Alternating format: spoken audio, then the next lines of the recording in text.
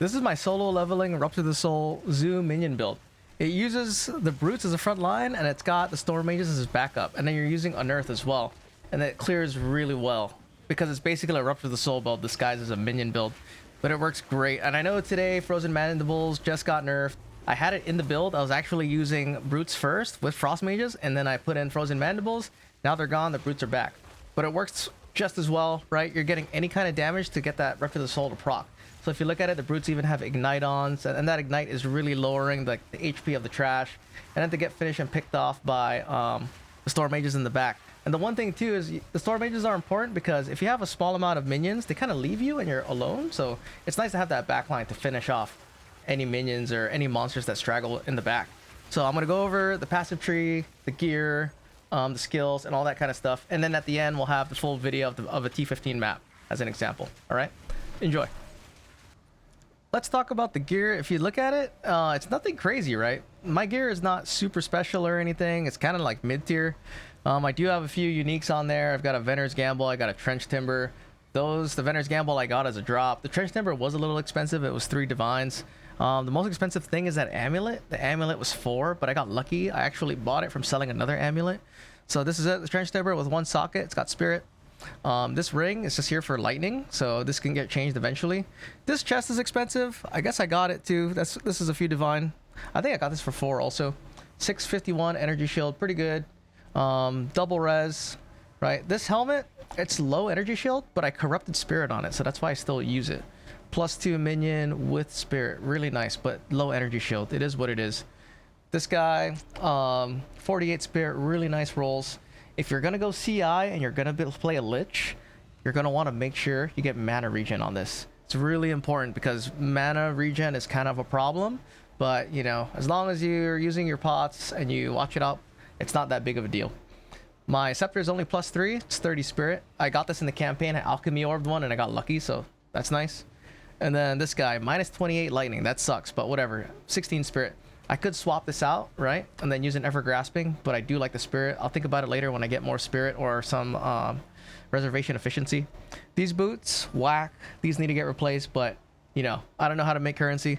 So get, you know, boots with better energy shield and reservation. If anything, maybe I could keep this low and then I can get a Bones of Valir, but we'll see. And then this belt, double res with chaos, 2 charm slots, right? Not bad. And then here's a glove. It's 259. I also bought this. Double fire res or double res with dex. I know there's a video out there that you can like craft this yourself, so you could just do that, right? So nothing too crazy gear wise. Let's look at the skills. So start off with Skeletal Warrior first. Death March, so he gives life. Everybody has Last Gasp, and Last Gasp is different now. They changed it. They stealth changed it. Jump to the section, use the timestamp to look at what I'm about to say about Last Gasp. And Sacrificial Lamb, this is good, right? Temporal Chains. Now the curse that you use, right? I have 1 curse that's for long distance cursing, so that way I don't have to be close with my blasphemy. I can be at a doorway, at a choke point, further away with my minion body blocking, while still in range for the Rupture the Soul to happen. And Rupture the Soul distance is pretty far. It's actually really far. So you can use, you don't have to use Temporal Chains. You can use whatever curse you want. I like it just because you know, it's good. In reality, I should probably use Despair, right? For that double. I'll think about that. Maybe I'll go Despair for my long distance curse. And then you want Heightened Curse for more magnitude, Hex Bloom, efficiency, and a Focus Curse. The other thing too is the level needs to be higher because there's a minimum level threshold for the curse to actually work. Here's a Skeletal Arsonist. He's got multi-shot, Last Gasp as well, muster, and then magnified area to shotgun. But because I have the brutes now, I was thinking about subbing this guy out for a frost mage since they synergize well. Then here's a pain offering. Brutus's brain. This is really good. Really good on the pain offering. The pain offering is basically up the whole time. Doesn't die. Deals no damage. It works great. This is like best in slot for pain offering. Magnified area 2, effective area 2. I should probably put Expanse in here because this thing lasts 8 seconds and the cooldown for magnified or for Expanse is also 8 seconds. Prolonged duration, right, to boost it up to 8, and then Dance Macabre. If I get a 5th slot, I'll put in the thing that takes away health to strengthen it. And then Storm Mage. These guys are the secondary damage dealers. They're tied with the primaries and the brute just to get your Rupture of the Soul to happen, right? I have a Tech Rod's Revenge in here. So this is a Soul Leader for 10 seconds when they die. It's really good when it procs. And then if these other guys revive and reform, while these guys are in a 10-second last gasp, they'll also reform. So you'll never have to deal with the six seconds after the Soul Leader effect is over. And then Overcharge, right, for a higher shock magnitude. Feeding Frenzy, Muster, and then Controlled Destruction for more damage. You can put whatever you want in here. Skeletal Sniper, these guys are here for the nuke. I have one on my mapping setup just to kind of throw out gas arrows that get detonated with the Infernal Legion on the Brute, right? It's got Muster, Bidding, and then Feeding Frenzy. On my weapon swap, though, on the weapon swap, there is 4 of them, so I have infinite gas arrows, right? The weapon swap is here, and it's set up for bossing, right? So that way I just rain gas arrows, and I do that really good damage. On my primary mapping setup, there's only 1 of them, and there's 4 Storm Mages to help kind of clear. All right, back to the skills. We'll go over that setup later.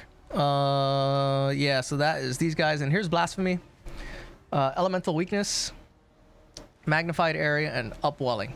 So the Blasphemy Curse, so it depends what you want to put in here.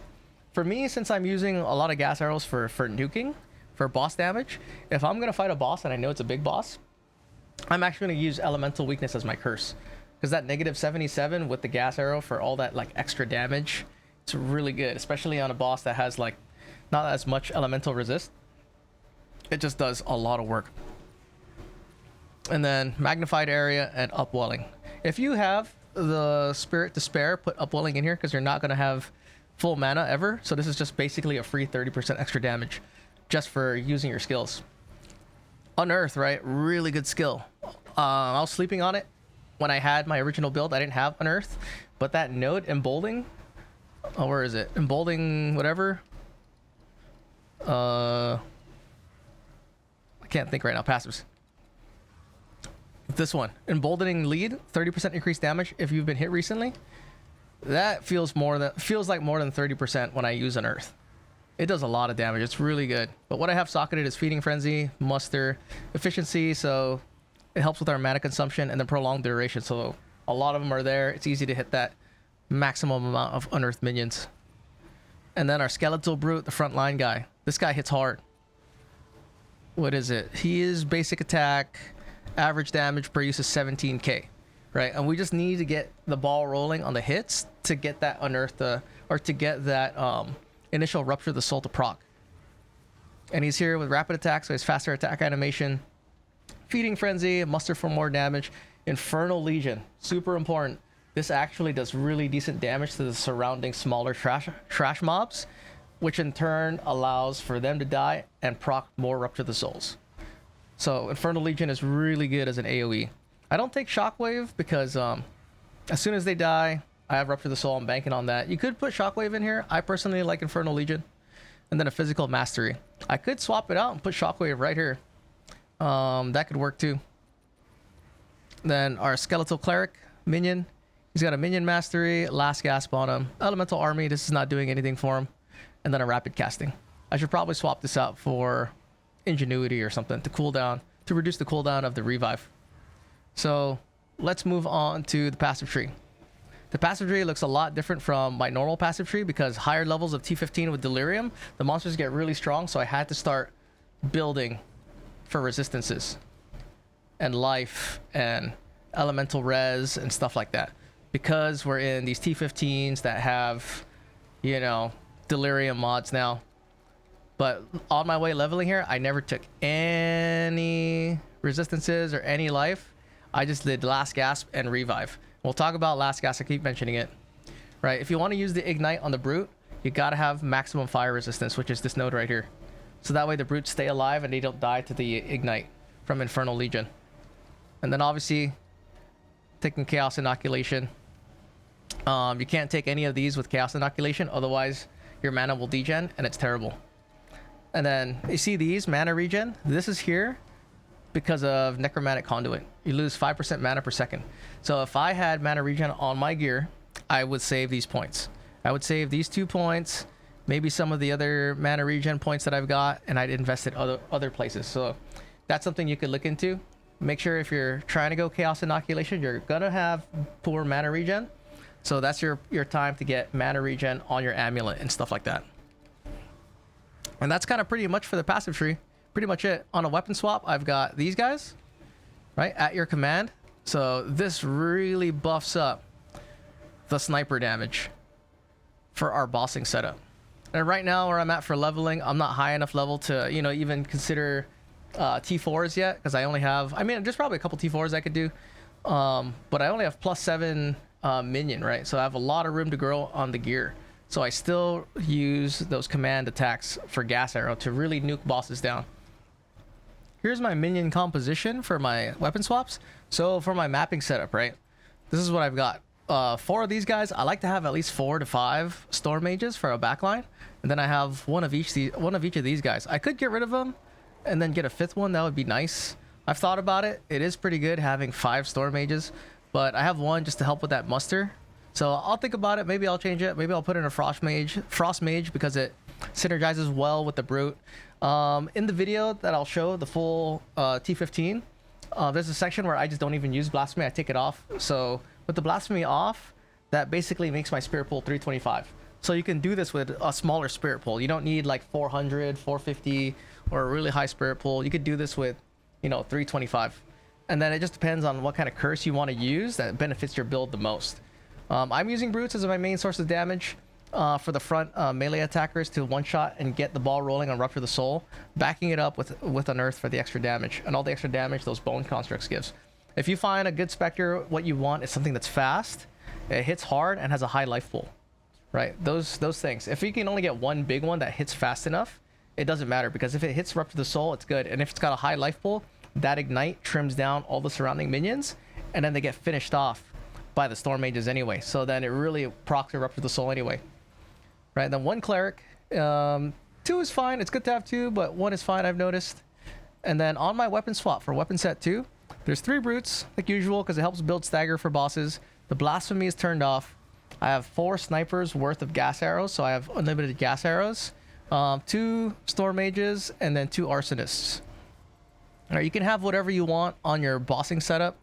The big ticket items, see, like here, I should put 5.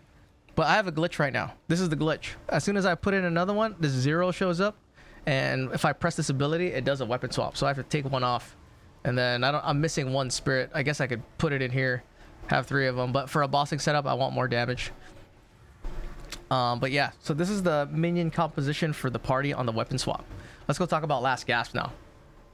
From what it looks like right now, let me show this to you. If we put up a couple arsonists, right, and then we sacrifice one of the warriors, you notice that he's dead and Last Gasp hasn't started. Before, it used to start immediately. So now it starts right after he dies. So if you blow up them sequentially, right, hang on, Jesus, let me get more so it's easier. I'm basically going to show you that the timer doesn't reset for minions under Last Gasp when they die sequentially. So there's a timer reset. He fell apart, it didn't change. He fell apart, it stayed the same. So minions under Last Gasp don't reset the timer when they die. So if I take Last Gasp out of it and I blow him up, look at the timer now. Well, every time you blow someone up, the timer goes back up, right? And then they go reform. So this is without Last Gasp. Let's do it again because I wasn't even paying attention. Minion timer, 6 seconds, goes back up to 6 seconds, goes back up to 6 seconds. So you can see the effect Last Gasp actually has on the minion set. And this is a stealth change that they did. They didn't say anything about this. I had to discover this and I was like, well, that's weird. Why is this happening? And then I suspect it's because if you level through the campaign, you can just elect to take 0 minion survivability like I did and just have minion revive, saving you a ton of resistance points and just having Last Gasp, and you could play all the way to T15 maps like I did. So that's probably why, you know, that probably helps curb that abuse, you know, but that's what happened with Last Gasp. So that's pretty much the build. I'll leave a link to a max roll. You can check that out. It'll have the guide in there, the gear I'm using, the passive tree for you to double check. And then I'm going to close out with a video of a T15 map. So cool. Enjoy. Peace out, guys. Here's the T15 map. This is the area spring. It's got a breach, expedition, ritual, and it's cleanse. So it's +1 area level. We'll do this one. This will be our T15. It's a 6 mod map. It's not the hardest. It's got 40% less effective curses, which kind of hurts for me because I like using elemental weakness as a curse. But whatever. And then it's got extra cold damage, so that's always fun. Reduced charges kind of sucks because our mana regen is not the best that we could have it, but you know, that is what it is for what it is right now.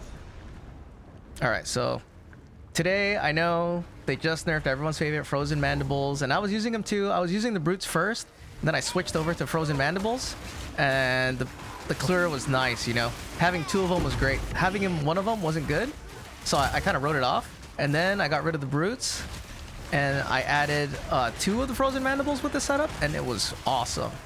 It was so good. Hold on, I don't even have blasphemy on right now. Let's turn blasphemy on. We're gonna run it first with blasphemy so you can kind of get a feel for... Is it even on? Oh, we're on our weapon swap. Okay, there, now it's on. We were running our boss setup. Boss setup on the weapon swap. It doesn't have blasphemy enabled. So here it is, right? You're basically doing a few things, sending out unearths. It is crazy, right? And I know people don't like casting spells, but unearth is really good. That extra 30% damage feels way more than 30%. And then on top of that, we have an assortment of skills. Gas arrow. We have an arsonist to detonate the gas arrow, or detonate gas and stuff. Excuse me. And then we have the brute's shout. That's always good. A little bit of a buff. But you can see with the speed that we're moving, we don't really need all that stuff. It's just kind of there for you. What you're really going to want is the curse going off to trigger the blasphemy, and then you want to use the unearth to get that extra damage. And then throw in your pain offering. But what I was saying about the pain offering is that Brutus Brain, that is a great support. That is a really, really, really good support. It makes your pain offering not die at all. So that way you're free to just, you know, use unearths. Make sure these pain offerings are going down. I do have a curse on a secondary button, right? So I have 2 curses. That way I can curse from a distance, and I can fight from a distance. See, I dropped that gas arrow on that rare, right? I can fight from a distance in case things are really spicy and I don't want to get close in like an abyss. And the Rupture of the Soul still work from this like downtown on the edge of the screen type of kills. Okay, so, and that's kind of like the playset. Right here is a ritual. We kind of just, we're in the zone for the blasphemy so that they get cursed, and when they get killed, there's a chance for an explosion. We throw the earth for a buff, and then it also gives us minions that'll help us tank and do damage. You know, so there's a lot of good stuff. Then we have a gas arrow for a nuke, perfect essence of the body. The gas arrow nuke is really good. But for single target, I have it on a different set of a weapon swap B for command damage. Just for bossing. Alright, use your brute shout. Maybe just press it if you remember. Okay. And it's pretty fun. This is actually really fun. The ignite on the brute does help to soften up targets. It does. It was even better on the ant because the ant had way more life. So ideally, if we replace the brute for, you know, another mob that does good damage, has high life to help with the ignites, or if they have just a built-in AoE, kind of like the Vile Vulture, it would be perfect. That would be like the perfect minion. Something with automatic AoE from a distance, where we don't have to worry about it. But this is not bad. See, a curse from downtown, like right here, it still procs Rupture the Soul. So you can stay back here and let that Rupture the Soul do work while you're in the safety of the Storm Mages. And then you're just casting your Unearth to get more, like, send more Scorpions out there. Right? Pretty straightforward. It is kind of similar to like a Chaos dot build, maybe. I don't know. And it really is the Unearth. We're a Rupture the Soul build disguised as a Minion build. But it's really comfortable, safe. You got the persistent minions kind of just always doing their thing, so you don't have to really work too hard. Okay, let's go back. There's Abyssal Depths right here. We could do that. This is kind of a good example of a map to use. Once again, here are the map mods. Well, we're running. Okay, let's go do this breach. Right. Put up your pain offering. Throw those unearths out. Get as much damage on the board as you can get. And then you have your blasphemy, which is really nice. That Rupture the Soul is very, very good. And if like, let's say if you only have say 25 mana, you can get rid of blasphemy. You don't really need blasphemy. This is totally doable without blasphemy. You could just self-cast the curse and still make really good gains. Like I was actually self-casting the curse, and self-casting the curse actually does have the effect of allowing it to spread with Hex Bloom. So it's kind of nice. You're not actually just constantly casting. You're getting one good cast in, and then it spreads, then it kills a bunch of monsters, you know. It's really good. Works that way. It's too bad Hex Bloom doesn't work with blasphemy. It's probably the people that might think it's like OP or whatever. It probably is, because you don't have to use any mana. But then again, at the same time, it's also nerfed. It's not as good. There's a big Rupture the Soul that just went off.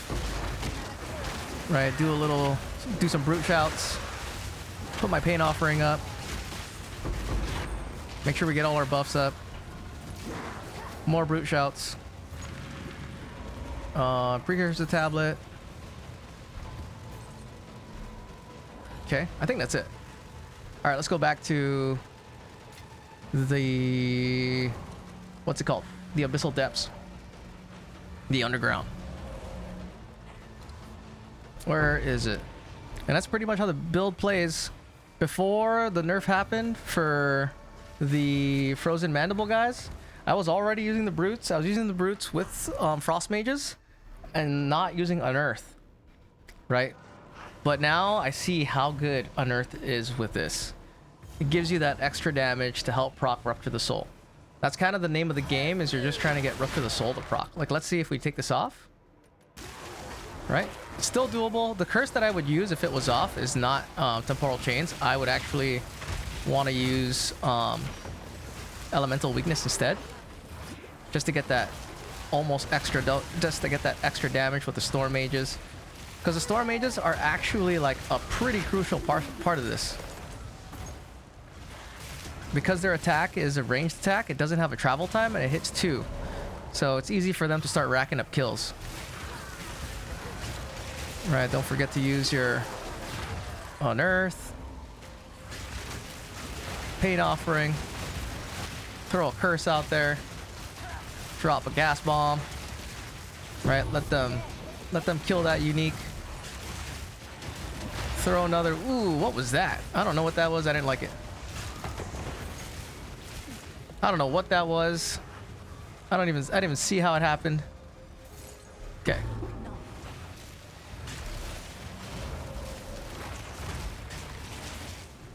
These guys are all supposed to be spectrable now too.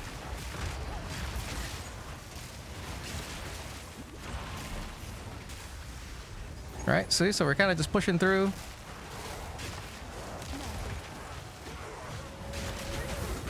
We are using that Unearth a lot. It is a really buff move. But it feels really good. It's kind of like a hybrid build. Jesus, dude. Get this guy over here. Yeah, get him.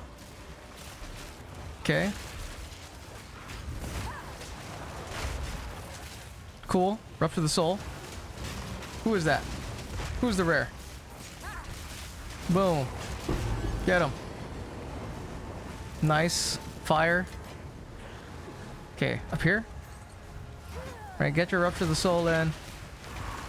Get the pain offering up. I need to put expanse in my pain offering. Okay. Right, keep your buffs up. I haven't used a single brute Brute Shout. It's really good. It's 10% more damage. And you take less damage with the Intimidate. I think it's less damage. It's more damage and less damage. Right, keep going. Nice. So, Rupture the Soul proc. And right, this is without having Blasphemy on. So, put Blasphemy back up. And you're still kind of playing the same, but you can kind of see the curse come up. So, it is automated. It is really nice. There you go. Is somebody gonna come out of nowhere? No?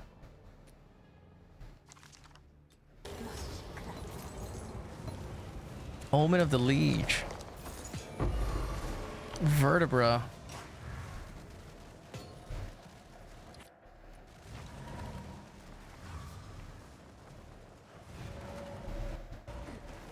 Okay. You want to check all of the corners, because there is definitely another chest around here. I think top right. Should be more chests. Here you go.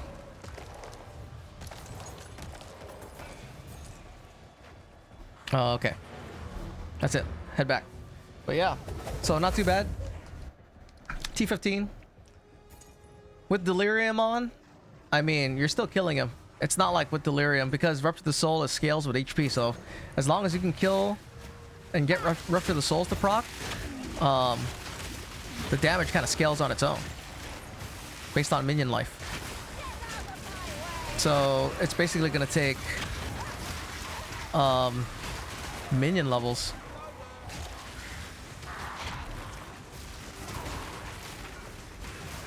Let's make sure we don't run into anything surprising.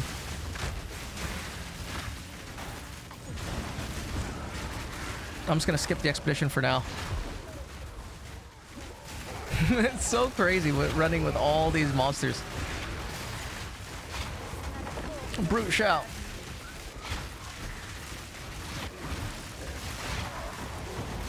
Rupture the Soul.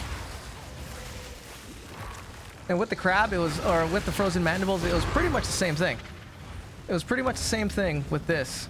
Playing the exact same way, only now it's been replaced with 3 brutes. Hopefully we get another spectre that's just like fast, strong attack with some AoE. Even if it's expensive, if you can get a few of them with the same amount of storm mages, I think that's a win. Hopefully we get something though, we'll see. And then this is kind of how you would do your normal rituals. Just kind of keep the buffs up and they'll clean up. Okay, and yeah, that's it. Peace out. So here's the T15 map. Here's the mods. It's got 1 revive. I like to have 1 extra. Extra lightning damage, elemental weakness. Nothing too crazy. The worst mods are going to be chilled ground and then obviously temporal chains. I don't know which one I hate more, to be honest. I think chilled ground could be worse. But yeah, let me see. Make sure we have the right stuff up. Put the ants back on. Wait, 2 free ones. 1. There we go. So with the mapping setup, 2 ants. Yeah, throwing out the what are they called? The unearth really helps. Right, see the ants just go crazy. It's nice to have Rupture the Soul. It's just always in. If you look at my mana is like really bad regen rate because I don't have enough mana regen. But it's no big deal. Right, if things get scary, just pop your Pain Offering. Since they don't die because of that Brutus's whatever it's called, it makes it really nice. Really nice, just like permanent buff, you know? And see, those guys are out of range. I don't want to go over there, so I'll just throw curses from this far away. I'll throw curses from that far and then let them figure it out. Let them sort it out while I stay safe. Don't forget to throw out unearths. Try to get some minions, send them out. See, the proc is really nice. Procs for Rupture the Soul are really, really good.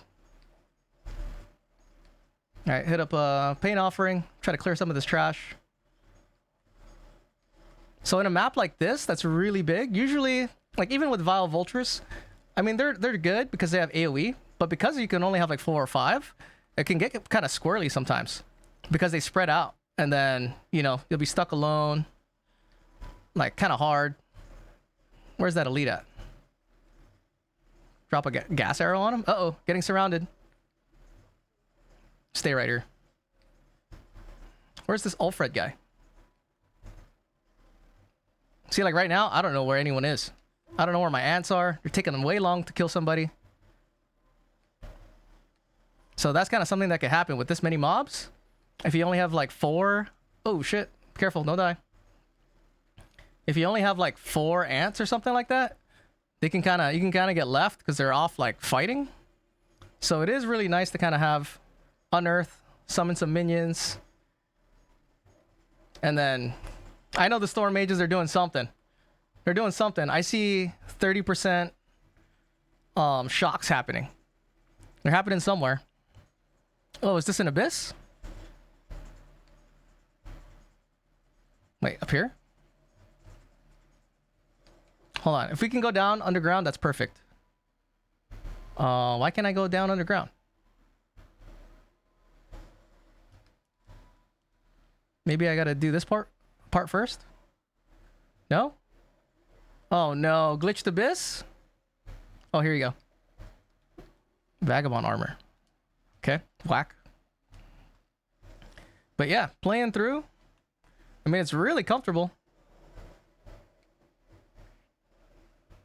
It's really nice having Rupture the Soul. I can't say it enough. It's really nice just to have all that extra clear. And then coupled with the ignite. You would think the ignite's not that great, but it's actually pretty good. See, you can kind of see the life bar. See how it's just kind of going down? That's on a rare too. So regular trash monsters that are going to be getting hit with ignite get cleared pretty well. Right, put temporal chains on those guys on the left. Man, they do so much work. The ants are kind of crazy. So we'll see what happens on Friday. I don't know. Friday, it looks like... I mean, look at this, right? They're only level 28, so the scaling is really crazy. Last season, I had level 37. So can you imagine these guys at level 37? But I mean, that should be good, right? Because if you think about it, level 37 is a lot of investment. So however crazy they are at level 37, it's probably deserved. Because it's probably going to be like 200 divines worth of gear. And if they scale properly the way that they're supposed to, with all this kind of damage, that'll make them really good. And that's a good feeling, right? Because you're investing a lot to get them that high. So it should be good. They should be like hitting hard. They're supposed to be like one-shotting. Especially white trash monsters. So we'll see what happens. But without the ants, though, with using the brutes and frost mages, it was pretty good. It wasn't as fast as this, but it was really good. But then again, I also didn't try blasphemy. If you take blasphemy off, and you have 5, let's say we have 5, right? You know what? We'll say 4. And then you just manually cast. Like, you don't need to have blasphemy. Manual casts work fine. Like, if you look at it, how it's going, like, you're just casting curses everywhere. Obviously, you have to use more mana, but it works just as good. Having blasphemy is just nice. So having the self-cast is not the end of the world. So I just self-cast, everything gets cleared, and then as they die, the curse spreads. So really, you just need one good cast, and then it's basically going to affect everybody. And that way you save like 60, whatever it is, spirit. You know, see that? It just makes it so much nicer to clear. So I can't stress and recommend using Rupture the Soul enough. In my opinion, I think it's more important than Unholy Might for mapping. For this type of level of mapping, for you to have a smooth experience with Abyss, especially with the way Abyss is and how many monsters there are. Like, your mental stack is not as high as well. That's the thing I forgot to talk about is mental stack. Oh, here's a good example. Boss. So switch to the bossing set.